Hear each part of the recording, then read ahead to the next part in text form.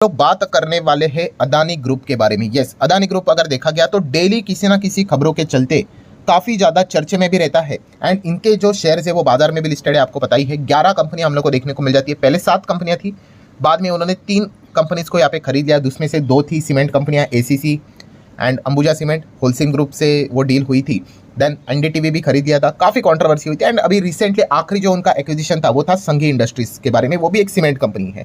सो ऐसे कुल मिला के अभी इनके पास कितने हैं, 11 कंपनियां देखने को मिल जाती है। और इन 11 कंपनीज में हम लोग को काफ़ी अच्छी तरीके से वॉलेटिलिटी भी देखने को यहाँ पे मिल रही है। वॉलेटिलिटी मतलब अभी कोई खबरें आ जाती है तो एकदम धमाकेदार गिरावट हो जाती है, एकदम अलग खबर आती है तो धमाकेदार तेजी देखने को मिल जाती है। ठीक है, एकदम ज़बरदस्त ये वॉलेटाइल ग्रुप रहता है। एंड अगर देखा गया तो ये मतलब हिंडनबर्ग का ये जो सिनेरियो स्टार्ट हुआ था उसके बाद ये इस प्रकार की चीज़ें हम लोगों ने काफ़ी बार चेक की है कि मतलब एकदम जोरदार लोअर सर्किट भी लगते हैं, गिरावट होती है, देन उसके बाद सॉलिड रिकवरी भी होती है, तेजी भी आती है।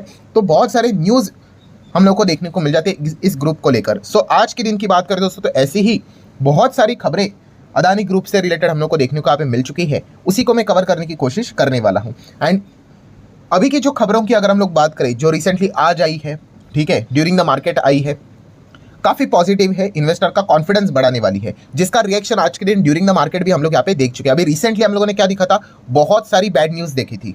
ठीक है, जैसे कि अगर मैं कुछ बैड न्यूज़ अगर आप लोगों के सामने यहाँ पे रख दूँ, ठीक है, जैसे आप यहाँ पे कह सकते हैं मतलब उन खबरों का इंपैक्ट क्या हुआ कि अदानी स्टॉक्स में हम लोग को लोअर सर्किट लगते हुए देखने को मिले, गिरावट देखने को मिले। लाइक बांग्लादेश से रिलेटेड हम लोग को नेगेटिव न्यूज़ देखने को मिले, उन्होंने बोला भाई एनर्जी डील को हम लोग रिव्यू करेंगे करके।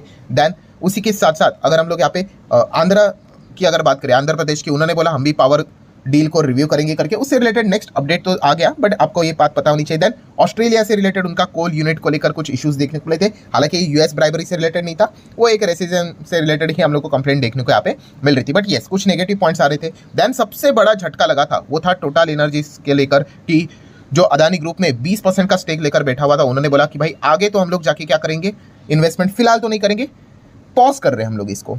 ठीक है, तो ये जब खबर आई थी तो उसके बाद हम लोगों ने देखा था अदानी ग्रीन में काफ़ी ज़बरदस्त गिरावट देखने को मिली थी। देन उसके बाद अगर हम लोग यहाँ पे बात करें तो आप सभी लोगों को पता है फिच ने नेगेटिव रेटिंग देना स्टार्ट कर दिया अदानी ग्रुप से रिलेटेड। जैसे ही फिच ने यहाँ पे दे दिया उसके बाद हम सभी लोगों को पता है आफ्टर फिच मूडी ने भी यहाँ पे क्या कर दिया, मूडीज ने भी मूड खराब कर दिया नेगेटिव रेटिंग देकर ग्रुप की अगर हम बात करें तो। इससे क्या होता है, फंड रेजिंग में काफ़ी मुश्किल हो जाएगी। ठीक है, एंड अगर फंड रेजिंग अगर करना ही है तो ज़्यादा पैसा देना पड़ेगा, बोरिंग कॉस्ट यहाँ पे बढ़ जाएगा, तो ये दिक्कत हम लोग को देखने को मिल जाएगी। तो इतनी सारी नेगेटिव खबरों के चलते अदानी ग्रुप में अच्छी पिटाई देखने को मिल चुकी थी। अभी हम यहाँ पे कह सकते हैं कुछ अच्छी खबरें भी हम लोग को देखने को मिल रही है। एंड मतलब हम कह सकते हैं अभी की जो खबरें हैं वो लिटरली इन्वेस्टर का मॉरल बूस्ट करने वाली खबर देखने को यहाँ पे मिल सकती है। जैसे कि अगर मैं पहली खबर की बात करूँ दोस्तों, जो कि यहाँ पे आ चुके हैं क्रिसल की ओर से। सो दोस्तों क्रिसल ने यहाँ पे क्या कर दिया, तो सबसे पहले क्रिसल ने यहाँ पे बोल दिया कि Adani group has a liquidity. ठीक है, लिक्विडिटी मतलब पैसा है भाई उनके पास। कैश फ्लो की अगर हम लोग बात करें, ठीक है, तो बहुत पर्याप्त मात्रा में अवेलेबल है, जिस चीज़ को के चलते वो कर्जे को मैनेज कर सकते हैं।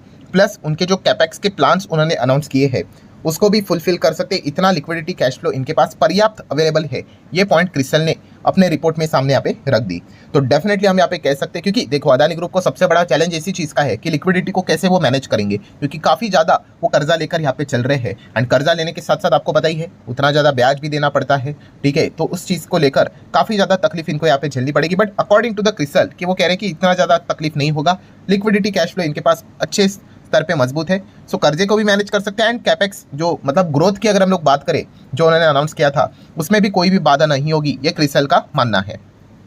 नेक्स्ट अगर हम लोग बात करेंगे, इस व्यक्ति को आप जानते होंगे, अगर नहीं जानते हैं तो मैं आपको बताना चाहूँगा, इनका नाम है डेविड। यस, डेविड की अगर हम लोग यहाँ पे बात करें, डेविड शिमर की अगर हम लोग बात करें तो ये है लंदन स्टॉक एक्सचेंज के चीफ एग्जीक्यूटिव ऑफिसर, सीईओ। ठीक है, तो उन्होंने भी इसी से रिलेटेड एक पॉइंट यहाँ पे सामने रखा हुआ है। London stock exchange CEO David की बात करें, उन्होंने यहाँ पे क्या बोला है कि अदानी ग्रुप की अगर हम लोग बात करें, ठीक है, सो फिलहाल जो चीज़ें यहाँ पे चल रही है अदानी ग्रुप से रिलेटेड, तो फंड रेजिंग को लेकर अकॉर्डिंग टू द डेविड कि उनको ऐसा लगता है कि ज़्यादा तकलीफ नहीं होगी अदानी ग्रुप को। आप देख सकते हैं हर कोई अगर देखा गया तो यही बातचीत यहाँ पे कर रहे हैं कि ये फंड रेज यहाँ पे प्रॉपरली कर पाएंगे या नहीं कर पाएंगे। सो उनका यही मानना है कि हर कोई इनके फंडामेंटल्स के ओर ही ज़्यादा फोकस रखेगा रैदर देन जो एलिगेशंस इनके ऊपर लगाए हैं उस चीज़ को लेकर। ठीक है, तो ये पॉइंट उन्होंने अपने ओर से यहाँ पे सामने रखा हुआ है।